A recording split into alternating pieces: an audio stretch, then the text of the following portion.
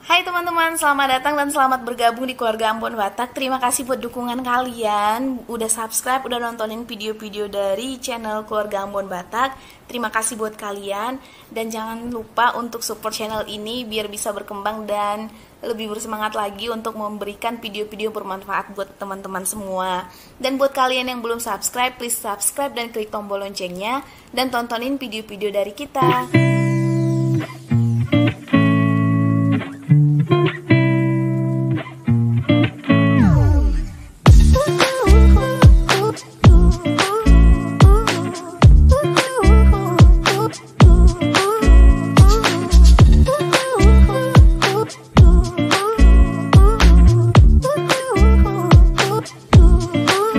Di video kali ini kita mau bahas tentang soal SKB, tapi fokusnya tentang COVID-19.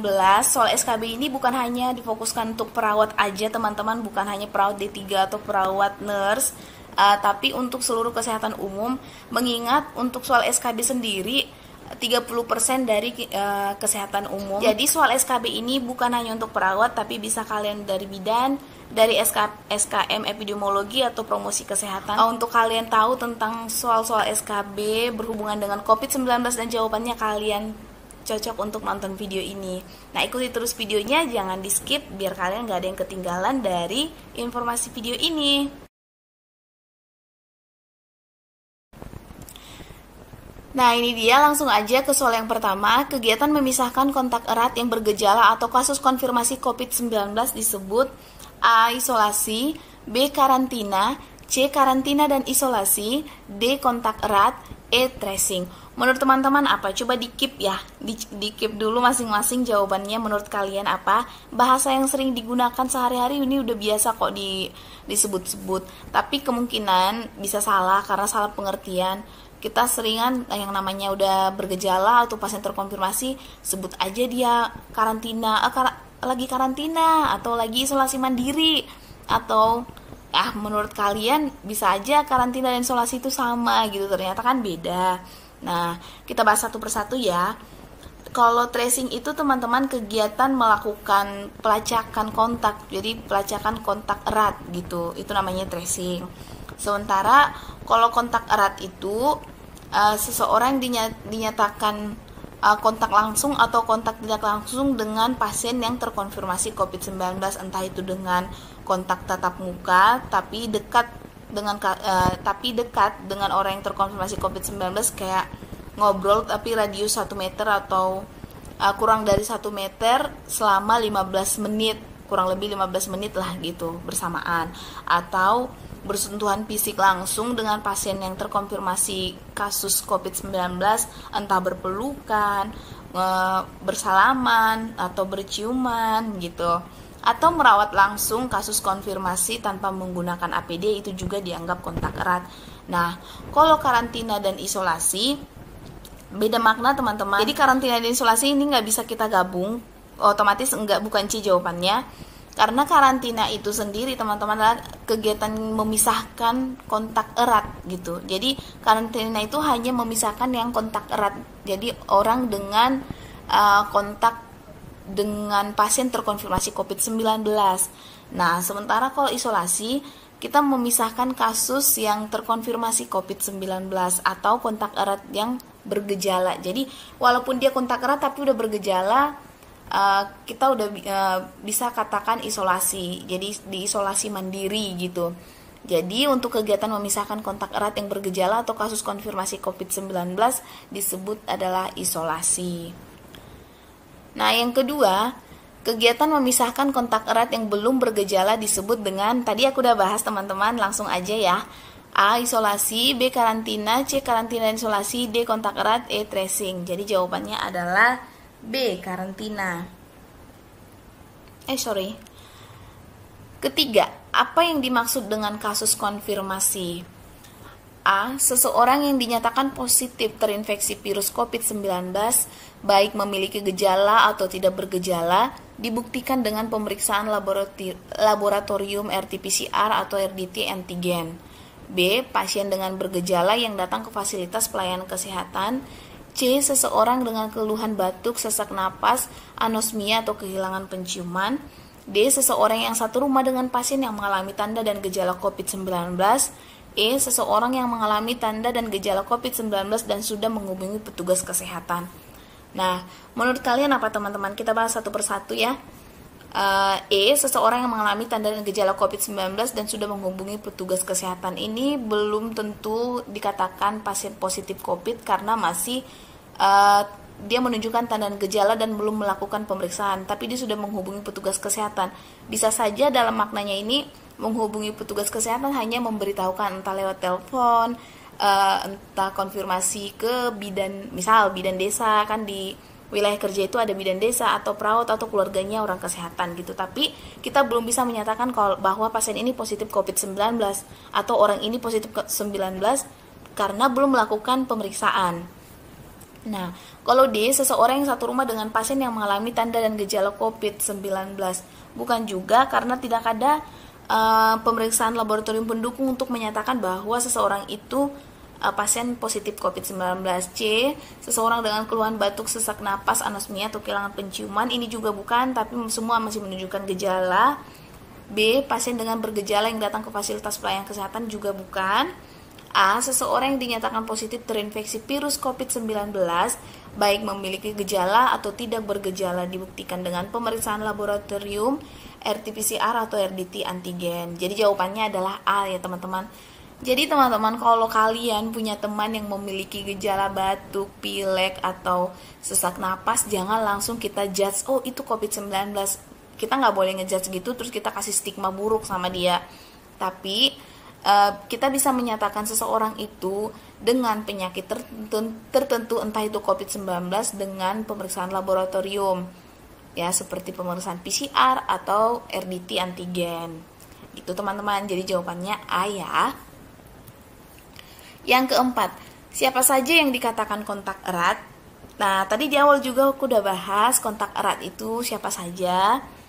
Nah, kita baca satu persatu. Yang A, orang yang memiliki riwayat kontak tatap muka berdekatan dengan kasus konfirmasi dalam radius 1 meter selama 15 menit atau lebih. Ya, bisa saja. B, bersentuhan fisik langsung dengan kasus konfirmasi seperti berjabat tangan, berpegangan tangan, berpelukan. Iya, ini termasuk kontak erat juga. C, merawat langsung kasus konfirmasi tanpa menggunakan APD atau alat pelindung diri sesuai standar. D, anggota keluarga, kunjungan kerabat, supir, pembantu rumah tangga. Ya, bisa saja ini kontak erat kalau memenuhi syarat kontak erat. E, semua jawaban benar. Jadi jawabannya teman-teman apa? Jadi E, semua jawaban benar. Jadi orang-orang yang dikatakan kontak erat itu adalah orang-orang yang dari A, B, C, D. Entah itu orang yang memiliki riwayat kontak tatap muka tapi dengan berdekatan kasus konfirmasi selama 15 menit dan radiusnya 1 meter, entah itu bersentuhan fisik langsung, entah merawat langsung kasus konfirmasi tanpa APD, ataupun anggota keluarga baik supir, kerabat, atau pembantu rumah tangga. Jadi jawabannya adalah semua, D. ketemu lagi dengan keluarga Ambon Batak. Semoga kalian enjoy menonton video ini. Jangan lupa subscribe, klik tombol loncengnya, like, share, dan komen biar aku lebih semangat lagi buat video-video selanjutnya. Terima kasih. Udah ditekan belum subscribe-nya teman-teman? Please subscribe-nya ya. Aku hitung sampai 3. 1, 2, 3. Oke, terima kasih. Kita lanjut. Kelima, apa yang dimaksud dengan tracer? Nah, di awal juga aku udah bahas teman-teman tracer itu apa.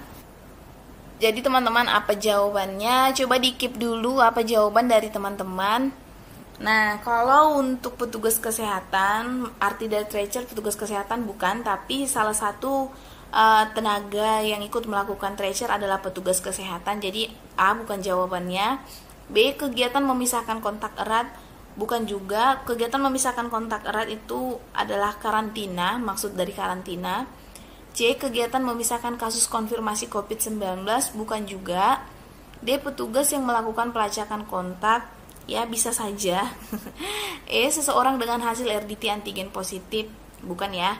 Jadi jawabannya adalah D, petugas yang melakukan pelacakan kontak. Nah, ini dia. Siapa yang menjadi tracer? siapa yang menjadi tracer teman-teman? Tadi di awal juga aku udah bahas, tracer itu kan petugas yang melakukan pelacakan kontak.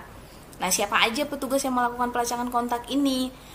Nah, menurut kalian siapa teman-teman? Jawab dulu, dikip pertanyaannya, dikip jawabannya. A. Petugas ruang isolasi. B. Seluruh petugas kesehatan yang ada di puskesmas. C. Seluruh petugas yang ada di rumah sakit. D. Seluruh keluarga pasien terkonfirmasi COVID-19. E. Petugas kesehatan maupun masyarakat seperti Satlinmas, Babinsa, Babinkamtibmas, Satpol PP, Kader, Karang Taruna, PKK, dan relawan lainnya. Jadi menurut kalian apa teman-teman? Jadi tracer ini bukan hanya petugas kesehatan, tapi bisa aja petugas kesehatan. Jadi jawabannya langsung aja ya E. Kenapa E? Karena memang kegiatan tracer ini diharapkan kita menemukan kasus kontak yang lebih cepat. Kita tujuannya adalah mempercepat memutuskan mata rantai penyakit COVID-19 ini. Dan kalau bisa orang-orang yang ada di jadi kalau di puskesmas itu ada wilayah kerjanya dan ada bagian-bagian desanya atau RT gitu, misalnya desa A.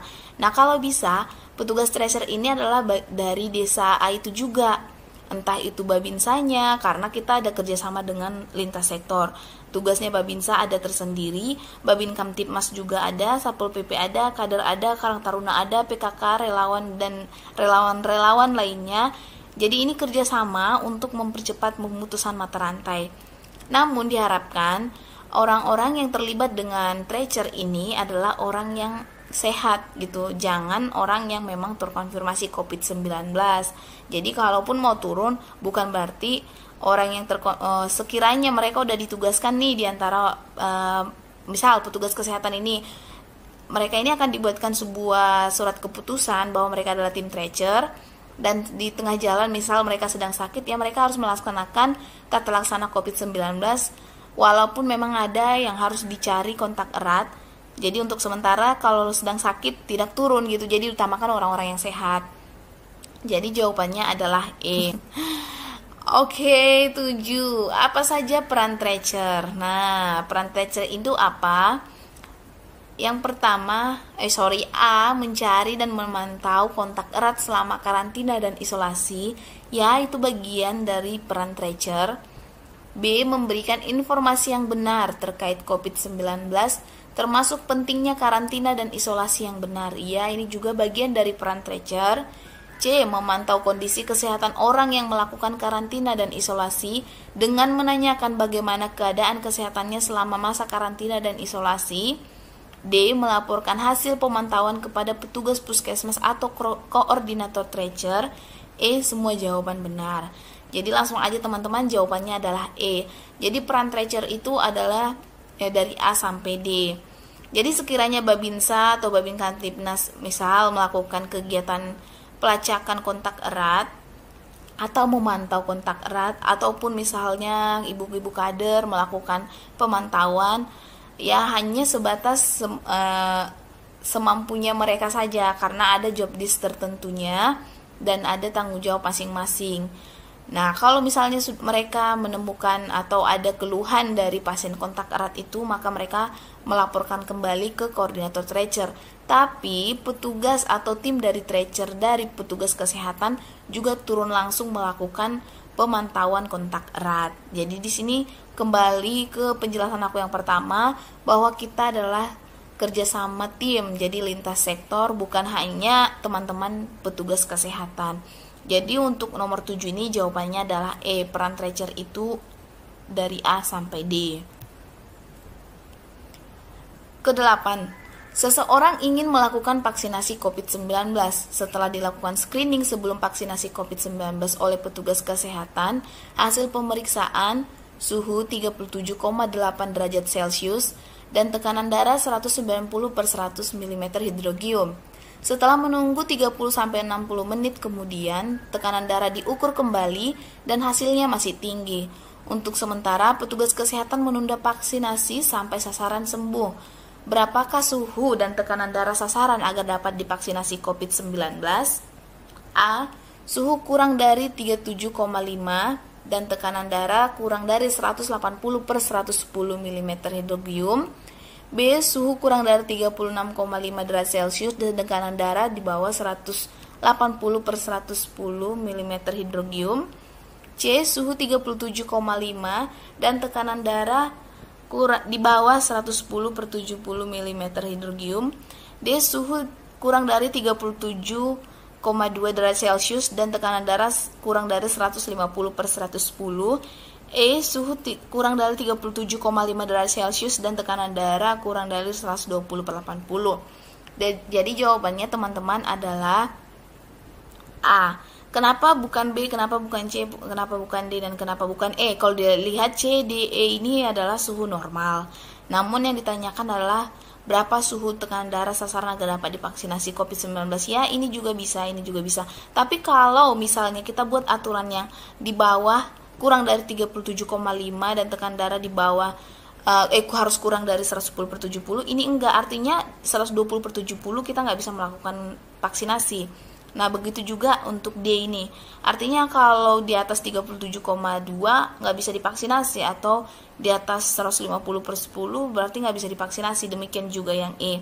Oh, kenapa ya bukan yang B? Yang B juga demikian. Kalau kita ini bukan persyaratan untuk vaksinasi COVID-19, bukan di bawah dari 36,5 dan bukan juga kurang dari 180 per 110, ini benar, tapi suhunya bukan ya. Jadi dalam artian kalau 36,6 nggak bisa divaksin, bukan. Jadi syarat yang ditentukan dari Permenkes adalah suhu kurang dari 37,5 derajat Celcius dan tekanan darah kurang dari 180 per 110 mm hidrogium. Jadi jawabannya adalah A. Ini sudah ada di ketentuan, ada formnya juga teman-teman. 9. Di manakah tempat karantina atau isolasi bagi seseorang dengan gejala ringan atau tidak bergejala? A. Di rumah sakit rujukan COVID-19. B. Di rumah yang tidak memiliki tetangga. C. Di rumah masing-masing jika memenuhi syarat atau di fasilitasi khusus jika rumah tidak memenuhi syarat. D. Di puskesmas non-rawat inap. Jadi fokus di pertanyaannya teman-teman, yang ditanya adalah tempat karantina isolasi bagi seseorang dengan gejala ringan atau tidak bergejala. Jadi teman-teman, kita lihat jawabannya di rumah sakit rujukan COVID. Kalau hanya gejala ringan itu ya teman-teman sendiri tahu ya, tidak ada sesak napas, tidak ada penurunan SpO2 gitu. Jadi tidak disarankan untuk ke rumah sakit rujukan COVID karena masih banyak pasien-pasien dengan COVID-19 yang dengan gejala berat yang perlu membutuhkan rumah sakit rujukan COVID-19 untuk mendapatkan perawatan. Terus B, di rumah yang tidak memiliki tetangga. Untuk melakukan karantina dan isolasi ini teman-teman tidak harus di rumah khusus tapi tidak ada tetangga sama sekali, kayak memang diasingkan gitu, di rumah pengasingan. Nggak harus ya teman-teman, karantina itu tidak harus di tempat pengasingan, tapi memang bisa saja dilakukan di tempat seperti itu, namun itu tidak sebuah keharusan. Karena kalau dipikir-pikir, kalau kita pisahkan orang yang pasien terkonfirmasi COVID-19 harus di rumah yang tidak memiliki tetangga, bagaimana orang yang tinggal di kota atau anak-anak kos, atau kalau diasingkan sendiri ya pasti tertekan psikologinya.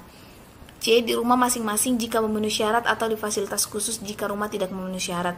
Nah, menurut aku teman-teman jawabannya C, karena memang kalau hanya isolasi ringan kita bisa isolasi di rumah, tapi jika rumah kita memenuhi syarat, apa syarat-syaratnya? Misal ventilasinya cukup, terus bukan mau menghina kos-kosannya, bukan kayak kos-kosan kecil terus di dalamnya banyak orang, misalnya hanya 3x4 ukurannya, kos-kosan satu tempat doang, satu kamar doang, terus kita ada 3 orang di dalam gitu.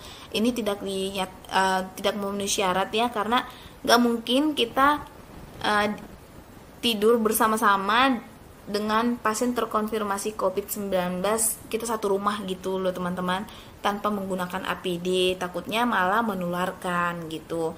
Makanya di sini di aturan Permenkes itu bisa dilakukan di rumah masing-masing, tapi jika memenuhi syarat. Tapi kalau tidak memenuhi syarat bisa di fasilitas khusus, misalnya ada tempat yang sudah disediakan oleh daerah untuk melakukan isolasi, atau disediakan oleh desa untuk melakukan isolasi atau melakukan karantina, itu nggak apa-apa. Terus D, di puskesmas non rawat inap. Bukan juga ya teman-teman, jadi untuk pasien dengan gejala ringan atau tidak bergejala bisa melakukan karantina atau isolasi di rumah masing-masing jika memenuhi syarat, atau di fasilitas khusus jika rumah tidak memenuhi syarat. Jadi jawabannya adalah C. Oke teman-teman, sebelum ke soal terakhir dan pembahasan soal terakhir, aku mau minta waktu kalian lagi untuk tekan subscribe dan klik tombol loncengnya biar kalian gak ketinggalan dari video-video selanjutnya dan aku lebih semangat lagi untuk upload video selanjutnya. Terima kasih, langsung aja ke pertanyaan terakhir dan penyelesaiannya. Nah, yang ke-10, virus COVID-19 dapat menyebar melalui A. droplet, B. cairan tubuh manusia, C. bersentuhan langsung dengan pasien terkonfirmasi COVID-19, D. udara.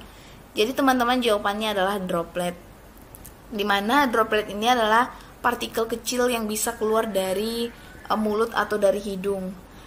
Bisa melalui ketika kita bersin, ketika kita batuk. Makanya sampai sekarang kita disarankan untuk menggunakan masker. B. cairan tubuh manusia, bukan ya teman-teman, karena penularan COVID ini bukan melalui cairan tubuh. C. bersentuhan langsung dengan pasien terkonfirmasi COVID-19. Sebenarnya bersentuhan langsung ini juga bisa menjadi jalan untuk kita terkena COVID-19 jika dengan pasien yang terkonfirmasi COVID. Tapi bukan langsung kena aja setelah bersentuhan, enggak.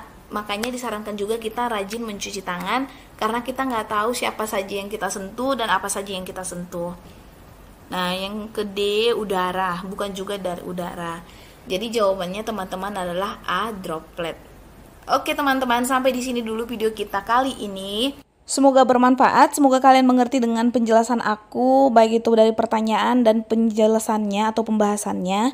Terima kasih buat kalian udah menonton, jangan lupa subscribe dan klik tombol loncengnya. Sampai ketemu di video selanjutnya. Bye-bye teman-teman.